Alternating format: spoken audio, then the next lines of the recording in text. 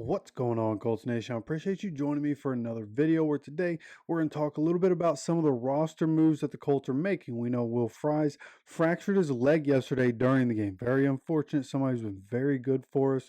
Luckily, we have Dalton Tucker who stepped in, played really well. We saw him in the preseason, played really well, was a road grader in the preseason. So coming in, it's not going to be perfect, of course, but nonetheless, having Dalton Tucker step in, something that we can be productive as an offense because the offensive line not going to take a massive hit without Fries, which isn't a shot at Fries. It's actually just saying that Dalton Tucker very good coming in. So Dalton Tucker steps in for Will Fries. Will Fries goes on the IR. He'll be out for a while. There's no telling and no timetable on when he'll be back. I haven't seen any kind of educated guess. I'm sure you could go online and figure out what the recovery is for, fractured fibula. I think it was the fibula that he broke, one of the bones in his leg. And whatever the case, especially if we make it to the playoffs, I'm pretty sure he'll probably be back this season, I think. But nonetheless, he is out. He is officially on the IR. And the other move that none of us saw coming, but I think a lot of us were probably thinking that it should be done. Dallis Flowers ends up getting released by the Colts. Okay, and that was one at like the same notification, exact same notification that the Colts put out on Twitter today. We have placed guard Will Fries on IR and waived cornerback Dallis Flowers just out of the blue. That one coming in, that was actually this afternoon, 12:48 p.m. is when I got that notification. So right around 12:30 is when they put that out.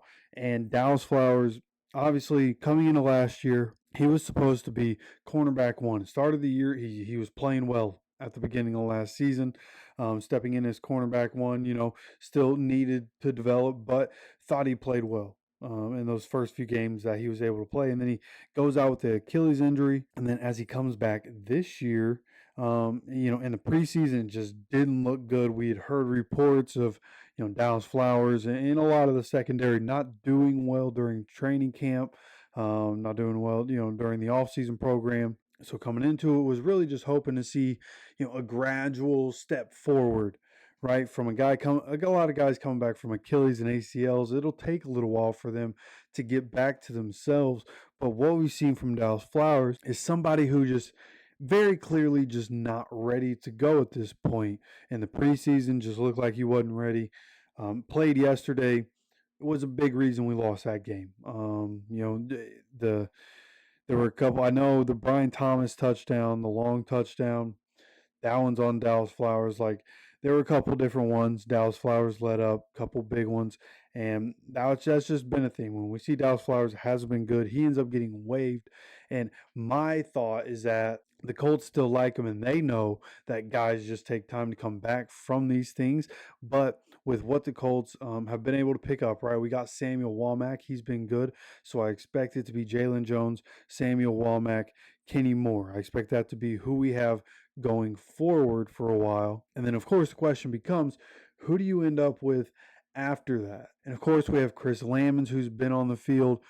He usually fills in for Kenny. And then after that, that's when you got to start to look at the practice squad, right? We now only have 4 active cornerbacks. And I sit here and I look through the practice squad, looking at cornerbacks. We have Alex Johnson, but other guys, names that we've definitely heard, Kelvin Joseph and David Long. Now, Kelvin Joseph, only 24 years old. David Long, 26 years old. So these guys are still young and have plenty of years ahead of them. So are these guys, a lot of hopes for these guys coming into the NFL. Can they come in and be good depth pieces if they have to play? How bad would it be? Obviously, when you're playing practice squad guys, you're in a bad situation.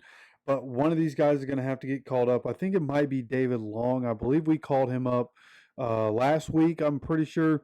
Whatever the case, I think it'll probably be David Long. We might see Kelvin Joseph. He's a guy who's 6'1", 192. And, of course, with those bottom of the roster cornerbacks, they have to have some special team utility. So we'll see what ends up happening there. Again, there are going to be more roster moves that come out, and we're going to need 2 guys, right? We placed one guy on the IR. We placed another guy, or we went ahead and waived another guy. So coming into this, you're going to need you're going to want to elevate somebody in the secondary. Then what do we do at offensive line? That's going to be an interesting question. That's going to need to be answered, Looking at the practice squad, we have no offensive linemen.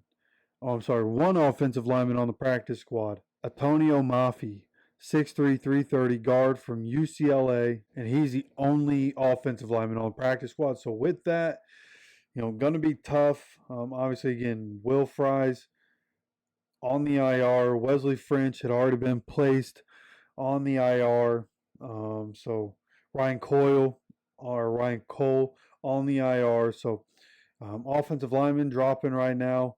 Luckily, who we currently have on the offensive line, good enough. We need, obviously, Ryan Kelly to come back, add to some depth at some positions, right? And we should be good going forward. We still have Danny Pinter, obviously, who's going to be around. So luckily, we were deep at the offensive line, right? We had known for years, hey, we need to get deep on the offensive line. Every time we get these injuries, we're in a huge amount of trouble. So coming into this, with these injuries, we are deep on the offensive line, which is good news, but the injuries need to relax, okay? These first couple weeks have been tough. We got some key guys that are going to start being able to come back into the lineup. We need to start getting guys back. We need guys to stay healthy. I think we've shown, even with basically rolling out the second team against Jacksonville, still a competitive football team. We can figure it out.